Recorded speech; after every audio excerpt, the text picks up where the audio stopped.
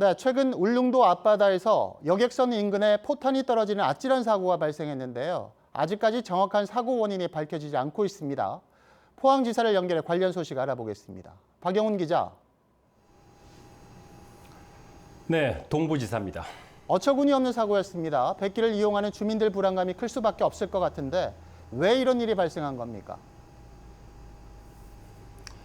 네, 포탄이 떨어진 해역은 평소 여객선과 어선들이 자주 다니는 곳입니다.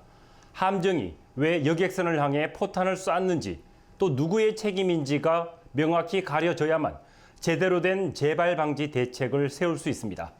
이번 사고의 핵심 쟁점을 취재했습니다.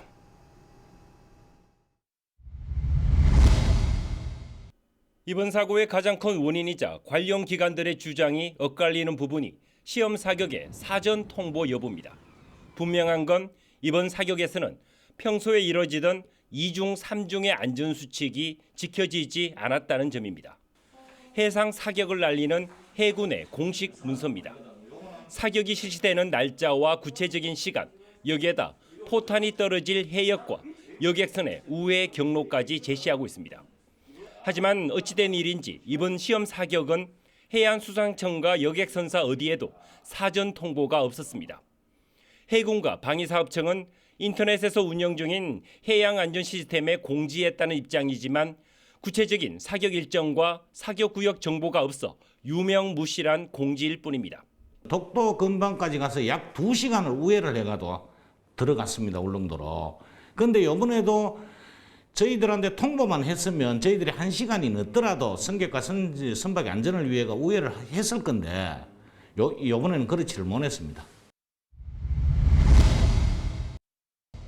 해군과 방위사업청은 대공 함포를 쏜 함정이 사격 전 여객선 우리누리호의 위치를 몰랐다고 밝혔습니다. 레이더 화면을 근거리로 전환하면서 여객선이 포착되지 않았다는 겁니다. 하지만 GPS 정보를 이용해 선박의 위치를 알 수 있는 AIS, 즉 선박 자동 식별 장치로도 우리누리호를 확인하지 못했다는 주장은 추가 조사와 해명이 필요한 부분입니다.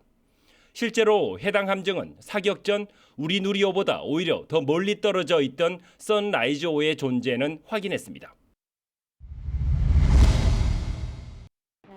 시운전 중이던 함정이 사격 구역 인근에 여객선이 있다는 사실을 파악하고도 시험 사격을 중단하지 않은 점도 의문입니다. 사격 구역 바퀴라고 하지만 수백 명의 승객이 탑승한 선라이즈호를 인지한 후에 대공함포 시험 사격을 했다는 점은 납득하기 힘듭니다. 이번 사고를 조사하고 있는 방위사업청도 사격이 강행된 의사결정 과정을 중점적으로 조사하고 있습니다.